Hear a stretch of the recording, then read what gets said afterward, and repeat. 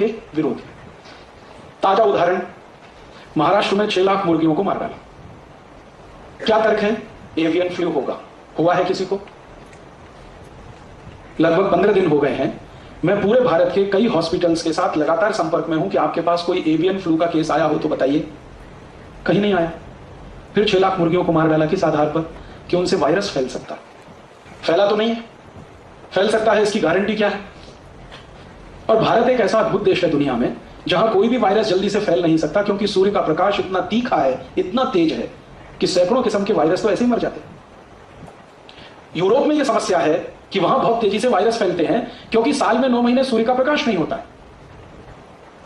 Europe के सभी देशों में आप जानते हैं एक साल में 9 महीने सूर्य का दर्शन नहीं होता, और साल में 6 महीने तो -40 डिग्री सेंटीग्रेड तापमान होता है। तो इतने ठंड वाले इलाके में अगर कोई फ्लू फैले, वायरस फैले, बैक्टीरिया बने और वो मल्टीप्लाई करे तो समझ में आता है, क्योंकि उसको कंट्रोल करने की कोई व्यवस्था नहीं है। भारत जैसा तो देश दुनिया में अद्भुत है जहां साल के 12 महीने सूर्य प्रकाश मिलता है, हर दिन सूर्य प्रकाश मिलता है, और आजकल का समय तो 38 डिग्री सेंटीग्रेड का है जिसमें कोई वायरस पनपना ही बहुत मुश्किल है। और इसी कुतर्क के आधार पर 6 लाख मुर्गियों को मार डाला बेदर्दी के साथ, बिना सोचे समझे कि इन मुर्गियों का हमारे जीवन को चलाने में कोई उपयोग होता है। यह उपयोग नहीं कि वो अंडा देती है और हम अंडा खाते, उससे ज्यादा बड़ा उपयोग है जो हमें आज तक पता नहीं चला है। इस प्रकृति के चक्र को नियमित रखने में मुर्गियों की, मुर्गों की बहुत बड़ी भूमिका है। हमारे शरीर को नुकसान पहुंचाने वाले जो छोटे जीव हैं, जो शरीर के शत्रु हैं, उनको खाने का काम ये मुर्गी और मुर्गे करते रहते हैं। चुन चुन के उठा लेते हैं जमीन पे से, ताकि मनुष्य सुरक्षित रहे। तो हम मनुष्यों को सुरक्षा देने के काम में जो मुर्गी और मुर्गे लगे हैं, उन मुर्गे और मुर्गियों को मनुष्य को बचाने के कुतर्क के आधार पर कत्ल करवा दिया सरकार। ऐसे अगर हमारी सरकार को चलाने वाले नेता हैं और ऐसे हमारे देश को चलाने वाले अधिकारी हैं, तो भगवान इनको जल्दी से उठाए और इनको उसी गति में पहुंचाए जिस गति में 6 लाख मुर्गियां अभी पहुंचाई गई। जल्दी से इनको उठाए, क्योंकि इनका बोझ अभी सहा नहीं जाता। मैं कुछ दवा के क्षेत्र में काम करने वाली कंपनियों के बारे में एक दो जानकारी देना चाहता हूं जो उस तरफ मैंने नहीं दी थी। ये कंपनियों की जो इनिशियल पेड ऑफ कैपिटल है दवा के क्षेत्र में काम करने वाली, उनमें से एक कंपनी है बायर। उसकी मूल पूंजी इस देश में 6 लाख रुपए है बस, और उसका 1 साल का नेट प्रॉफिट 154 करोड़ रुपए। दवा के क्षेत्र में इतना मुनाफा होता है। इसी तरह से एक कंपनी है साइनामिड, उसकी मूल पूंजी इस देश में 40 लाख रुपए है और उसका नेट प्रॉफिट 115 करोड़ रुपए। इसी तरह से एक विदेशी कंपनी है, उसका नाम है सीवा गायगी, मूल पूंजी 70 लाख है और 1 साल का प्रॉफिट 114 करोड़ रुपए, और ये टैक्स देने के बाद का प्रॉफिट है। तो आप सोच लीजिए, थोड़ी सी पूंजी लगाकर दवा के क्षेत्र में इनके भयंकर मुनाफे हैं। और ये मुनाफे का प्रतिशत अगर निकालें तो कई कई कंपनियों का मुनाफा प्रतिशत 20,000 तक है। 20,000% तक वो मुनाफा यहां से लूट रहे हैं।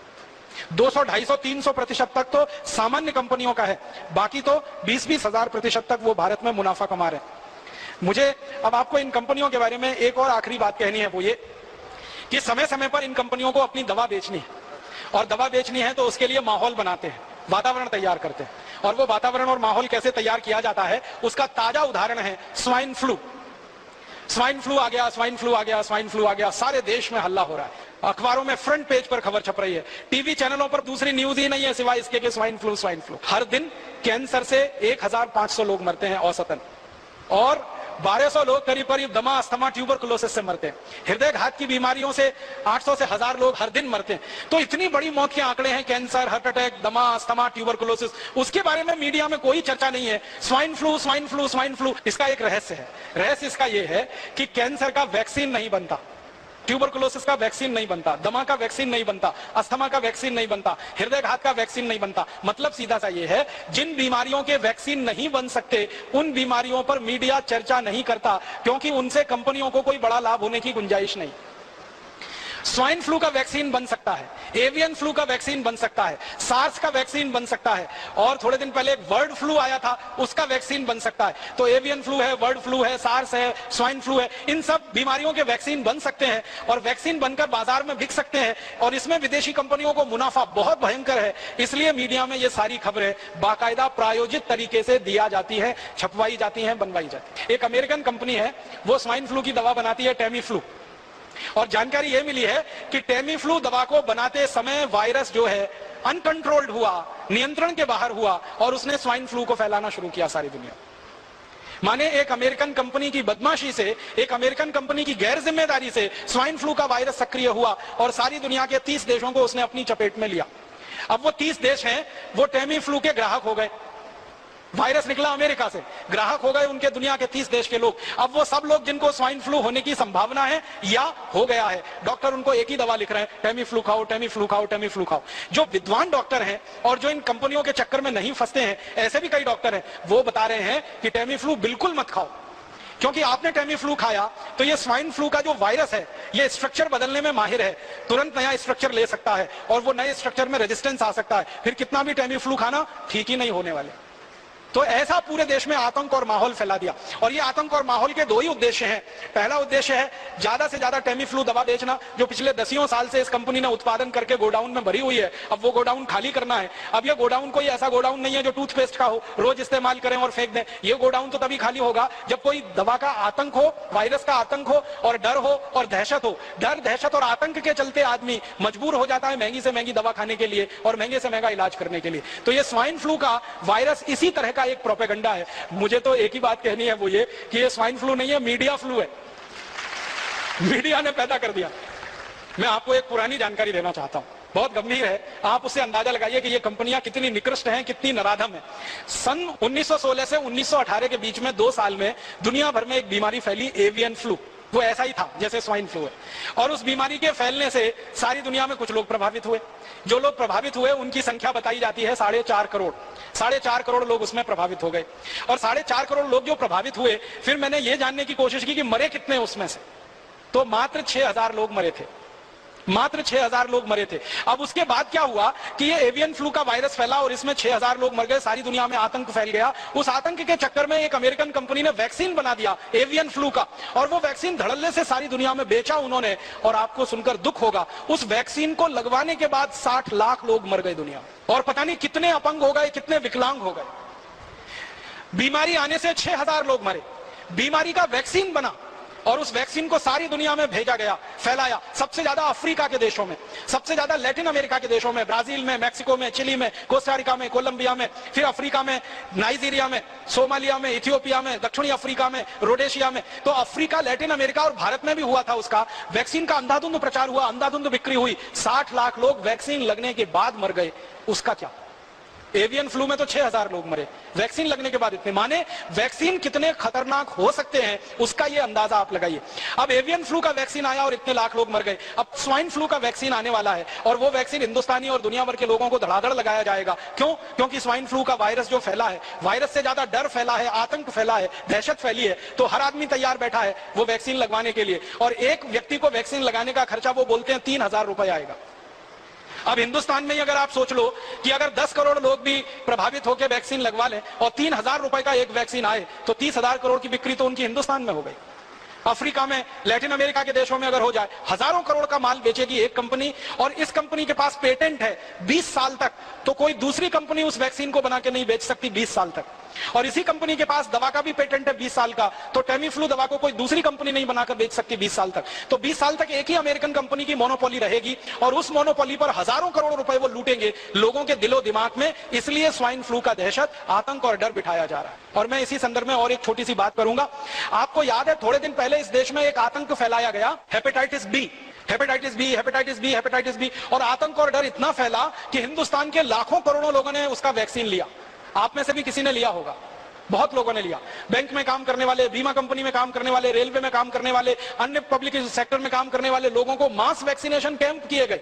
बहुत सारी संस्थाओं ने वैक्सीनेशन कैंप लगाए और डॉक्टरों ने अंधाधुंध ये मास वैक्सीनेशन कैंप दिए। आपको सुनकर हैरानी होगी कि जिस हेपेटाइटिस बी के लिए लाखों करोड़ों लोगों को वैक्सीन लगा दिए गए, वो हेपेटाइटिस बी भारत में बहुत कम होता है। हिंदुस्तान के गंभीर वैज्ञानिकों का कहना है कि 10 लाख लोगों में से किसी 1 या 2 को हेपेटाइटिस बी होता है। और वो ये कहते हैं कि हेपेटाइटिस बी होने की संभावना जिन लोगों को होती है वो लोग भारत में है ही नहीं। वो लोग या तो अमेरिका में, यूरोप में है, या तो अफ्रीका में। भारत में उस ग्रुप के लोग है ही नहीं।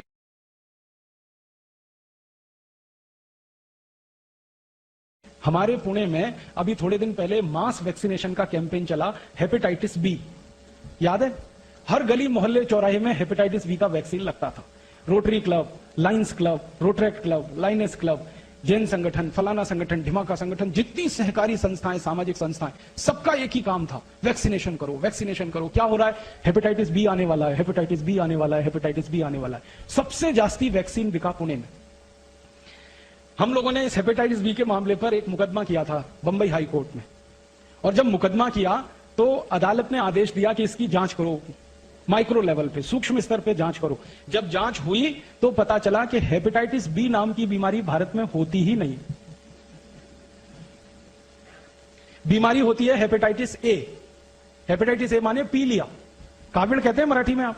तो ये सामान्य काविड़ जो होता है वो हेपेटाइटिस ए है। ये होता है, सामान्य रूप से होता है, बारिश के दिनों में तो जरूर होता है, क्योंकि पानी में गंदगी आने के कारण ये होता है। तो हेपेटाइटिस ए तो होता है, हेपेटाइटिस बी नहीं होता। और वैक्सीन हेपेटाइटिस बी का दिलवा दिया आपको। आप में से कितने लोगों ने लगवाया? देखो यही हाथ खड़े कर रहे हैं सबके साथ। और ऐसे ऐसे हजारों लाखों लोगों ने पुणे में वैक्सीन लगवा लिया।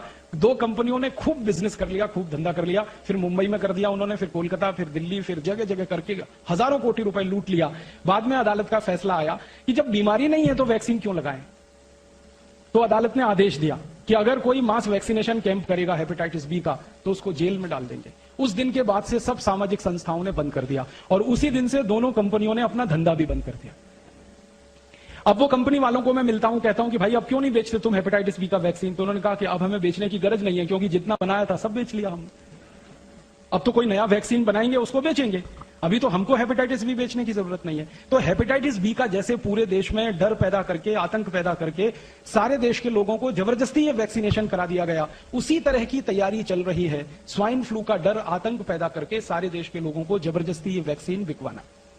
अब डर मुझे इस बात का है, दुख इस बात का है कि हेपेटाइटिस बी का वैक्सीन तो 500-700 रुपए का होता था, कहीं कहीं पे 1000 रुपए का था। ये स्वाइन फ्लू का 3000 रुपए का है।